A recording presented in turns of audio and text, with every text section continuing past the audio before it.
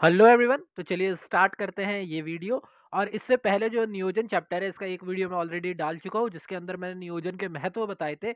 अब ये जो है इसमें मैं नियोजन की विशेषताएं और उसके आगे के पार्ट को बताऊंगा। ठीक है। प्लानिंग के क्या फीचर्स होते हैं, क्या विशेषताएं होती है। तो सबसे पहला जो फीचर है वो क्या दे रखा है हमें कि नियोजन का ध्यान उद्देश्य प्राप्ति पर केंद्रित होता है। देखो, जब भी आप कोई प्लान बनाते हो तो प्लान क्यों बनाते हो? पहले से आपके दिमाग में एक ऑब्जेक्टिव होता है और उस ऑब्जेक्टिव को ध्यान में रख के आप प्लान बनाते हो। इसका बेस्ट एग्जांपल देता हूँ, आपका टाइम टेबल बनाना।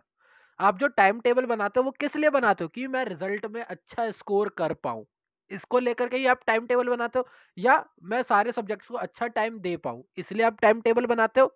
हालांकि उसका जल्दी प्रॉफिट मिलता नहीं है, बट फिर भी टाइम टेबल तो बनाते ही है ना हम लोग। तो हमेशा दिमाग में एक उद्देश्य होगा और उसको केंद्रित रख के, यानी सेंटर में उसको फोकस में रख करके तभी हम प्लान करते हैं। सेकंड, नियोजन प्रबंधन का सर्वोपरि कार्य है। यानी कि प्लानिंग जो है वो किसी भी मैनेजमेंट का सबसे फर्स्ट काम होता है। देखो, हमारे 5 काम थे: नियोजन, संगठन, नियुक्तिकरण, निर्देशन और नियंत्रण। ये सारे काम बाद में किए जाते हैं, सबसे पहले आपको नियोजन करना पड़ता है। अब इंग्लिश में भी बोल देता हूँ। हमारे 5 काम थे, कौन कौन से? Planning, organising, recruiting, directing and controlling. तो सारे काम आपको ऑर्गेनाइज करने से पहले, आपको रिक्रूट करने से पहले, आपको डायरेक्ट करने से पहले या आपको कंट्रोल करने से पहले प्लान करना ही पड़ेगा। ठीक है। तो कोई भी काम बगैर प्लान के पूरा नहीं हो सकता है।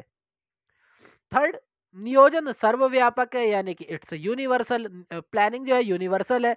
आपके जितने भी स्तर होंगे, हमने 3 स्तरों के बारे में पढ़ा हुआ है मैनेजमेंट के: उच्च स्तर, निम्न स्तर और मध्य स्तर के बारे में पढ़ा हुआ है।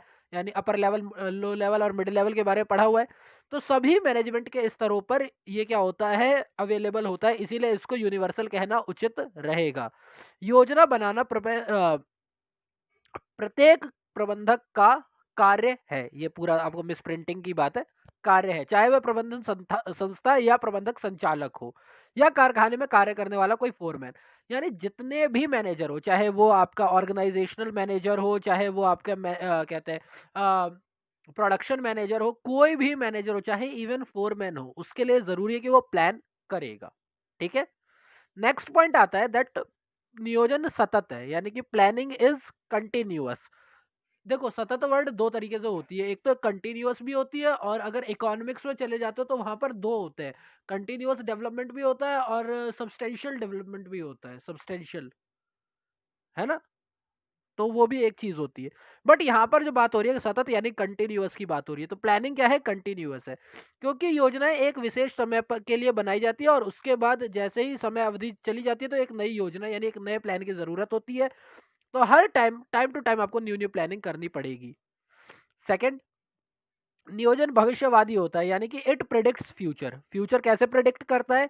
तो क्या किया जाना है, कैसे किया जाना है, कब किया जाना है, ये सारी चीजें किससे संबंधित है? भविष्य से संबंधित है। तो जब हम प्लान करते हैं तो हम हमेशा फ्यूचर होकर के करते हैं, फ्यूचरिस्टिक होकर के करते हैं। हम लोग अपने दिमाग में एक चीज बना के करते हैं कि ये चीज फ्यूचर में होने वाली है। अगली इसकी विशेषता यह है कि नियोजन में निर्णय सम्मिलित होता है। ये मैंने ऑलरेडी आपको वो मिस प्रिंटिंग है, सम्मिलित वर्ड है वो। ठीक है ना? तो मैंने आपको पिछले वर्ड में पिछले वीडियो में भी बोला हुआ है। तो जब भी आप प्लान करते हो तो एक प्लान के अंदर डिसीजन जो होता है वो इंटीग्रल पार्ट होता है। आप ऑलरेडी डिसाइड कर चुके होते हो कि भैया आपको क्या डिसीजन लेना है, और आप उस डिसीजन के हिसाब से ही क्या करते हो, प्लान बनाते हो।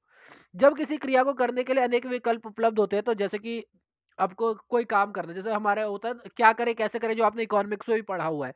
तो कैसे करें के लिए क्या होता है कि आप श्रम प्रधान तकनीक या पूंजी प्रधान तकनीक, यानी कि लेबर इंटेंसिव और कैपिटल इंटेंसिव के बीच चॉइस करते हो।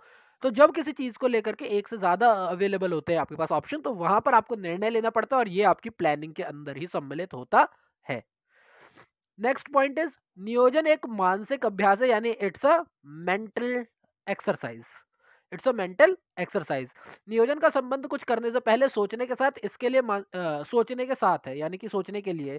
प्लान करते हो तो क्या करते हो, यानी कोई भी काम करने वाले हो तो उससे पहले एक मेंटल एक्सरसाइज करते हो जिसे आप प्लानिंग कहते हो। अब इसी की तरह हम नियोजन की सीमाएं पढ़ते हैं। सीमाएं मतलब कि लिमिटेशन कौन कौन सी है, तो इसकी कुछ लिमिटेशन है: आंतरिक सीमाएं और बाहरी सीमाएं, यानी इंटरनल लिमिटेशन और एक्सटर्नल लिमिटेशन। देखते हैं हम लोग यहाँ पर।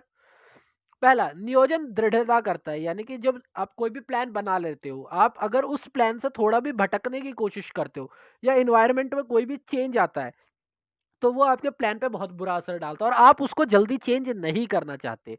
इसीलिए बेसिकली जब आप एक बार योजना बन जाने के बाद प्रबंधक वातावरण में परिवर्तन को ध्यान में रखे बिना कठोरता पूर्वक इसका पालन करते हैं।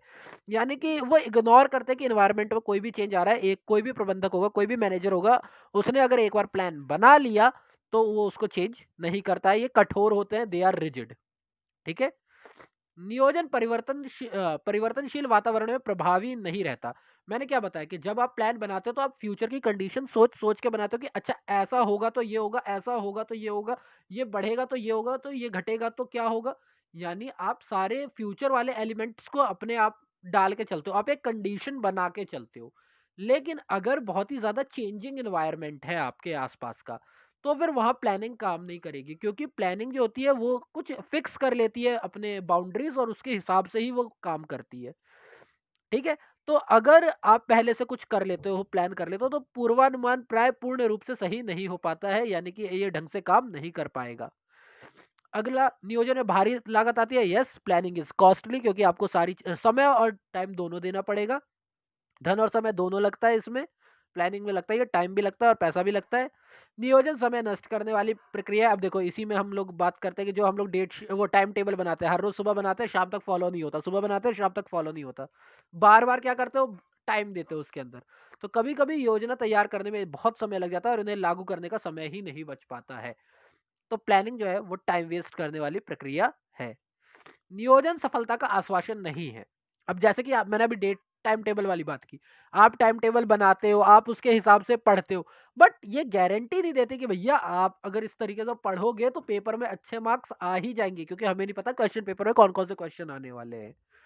तो ये सफलता का आश्वासन नहीं देती। हाँ, एक रूपरेखा दे देगी, लेकिन ये गारंटी नहीं दे सकती। It does not, planning does not guarantee your success. ये क्या करती है, ये रचनात्मकता को कम करती है, यानी ये आपकी क्रिएटिविटी को कम करती है, क्योंकि आपने ऑलरेडी प्लान कर लिया है। तो जब आपने प्लान बना लिया है तो आप ऑलरेडी एक बाउंड्री सेट कर चुके हो, उस बाउंड्री के अंदर ही आप काम करोगे।